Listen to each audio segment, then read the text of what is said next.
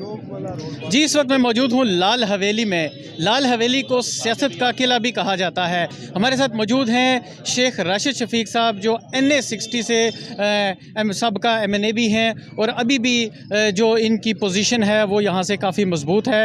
आइए इनसे गुफ्तगू करते हैं और जानते हैं कि जो मौजूदा सियासी हालात हैं वो क्या हैं और इलेक्शनों की कैसी तैयारी है। जी, बहुत शुक्रिया शेख राशिद शफीक साहब, आपने वक्त दिया।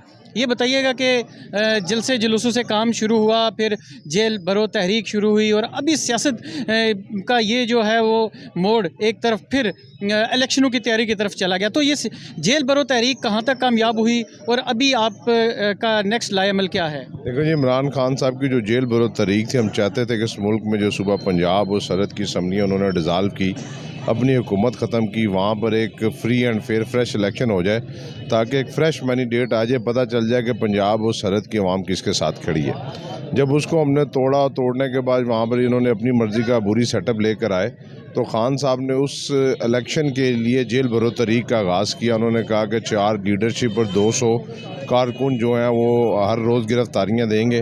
और फिर ये जब सुप्रीम कोर्ट ने इस पर अजीम अदलिया ने इसका समोटो एक्शन ले लिया और मुल्क में इलेक्शन अनाउंस कर दिए, तो ये जेल भरो तहरीक जिस तेज़ी के साथ शुरू हुई थी, खान साहब ने उसको मुअत्तल किया और आज पूरे पाकिस्तान में पंजाब के अंदर और सरहद के अंदर जहाँ पर ये इलेक्शन होने जा रहे हैं, वो अपनी सूबाई कैंपेन का आगाज़ करने जा रहे हैं। और इस सिलसिले में हमने भी यहाँ पर प्रोग्राम रखा है ताकि रावलपिंडी शहर के अंदर जो 5 सूबाई असम्बली के हल्के हैं उसकी बाकायदा कैंपेन शुरू की जा सके। अच्छा, ये बताइएगा कि अभी जो इलेक्शनों के हवाले से कहा जा रहा है कि सुप्रीम कोर्ट ने भी ऑर्डर कर दिया कि 90 दिन के अंदर अंदर इलेक्शन होने चाहिए, तो क्या ये इलेक्शन को डिले करने के लिए कुछ न कुछ ऐसा करेंगे? कुछ भी नहीं होगा, ये तो इन्हें अदालत है और सुप्रीम कोर्ट ने क्लियर कट उसमें फ़ैसला दे दिया। किसी इदारे की ये ज़रूरत हिम्मत नहीं है कि इस मुल्क के अजीम अदलिया की तो इन्हें अदालत करे। इलेक्शन कमीशन समझदार है, वो पहले तो ये सियासी मसाइल थे ना, अब तो ये कानूनी एक फ़ैसला आ गया है। इस मुल्क की सबसे बड़ी अदलिया ने 3-2 से फ़ैसला दिया है। ये इलेक्शन हर हालत में होने हैं। ये बस हो सकता है कि ये हुकूमत को पता है कि सुबह पंजाब और सरहद में PTI की हुकूमत बनने जा रही है। अगर वो अपनी थोड़ी सी भी खैर चाहते हैं, 10-15 सीटें जो उनके हल्के मजबूत है वो चाहते होंगे, इस इलेक्शन के साथ बेहतर है कि पूरे मुल्क में जनरल इलेक्शन अनाउंस हो जाए। और हमें पूरी उम्मीद है कि ये जनरल इलेक्शन की तरफ जाएंगे। इमरान खान साहब ने कल क्लियर कट कह दिया कि मैं इनसे बात करने के लिए तैयार हूँ। पैसे का ज़ाया मैं नहीं चाहता, मैं चाहता इस मुल्क में एक दफ़ा फ्री एंड फेयर पूरा इलेक्शन हो जाए कौमी सूबाई असम्बलियों का, ताकि एक मजबूत हुकूमत आ जाए, माशी और सियासी तौर पर इस मुल्क को अपने पाँव पर खड़ा कर सके।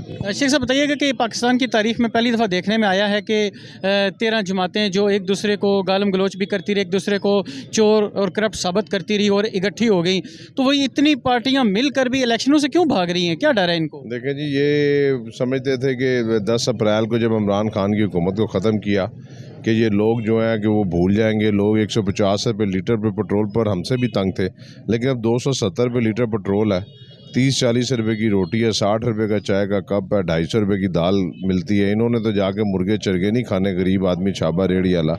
70 साल तारीख में पाकिस्तान के इतने हालात ख़राब हैं कि गरीब जो है वो 2 टाइम की रोटी खाने के लिए भी उसके पास पैसे नहीं है।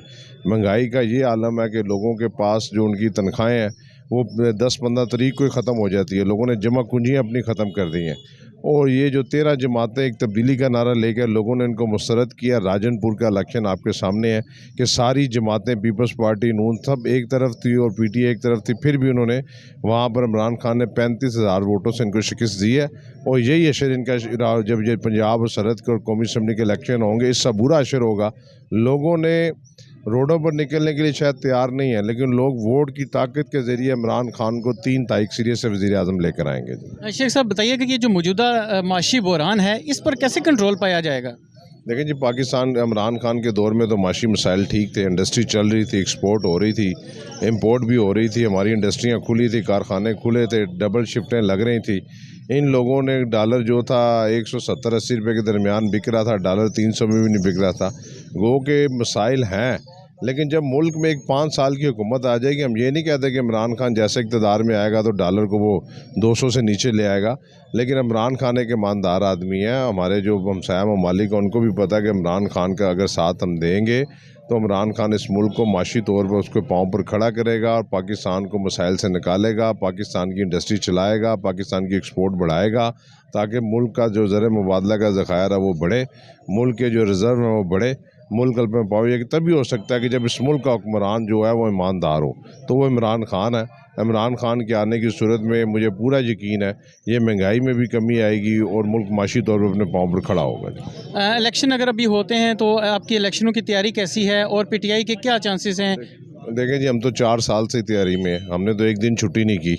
हम जब जिस दिन से एमएनए बने उसी दिन से अपने हल्के में, हमारे लिए कोई मसला नहीं। हमारे तो सुबह ये कह दें कि पोलिंग डे है तो हम उसके लिए भी तैयार हैं। बहरहाल भरपूर तरीके से तैयार हैं और आज से और एक्टिव हो जाएंगे और गली मोहल्लों की सतह पर जाकर इमरान खान साहब का पैगाम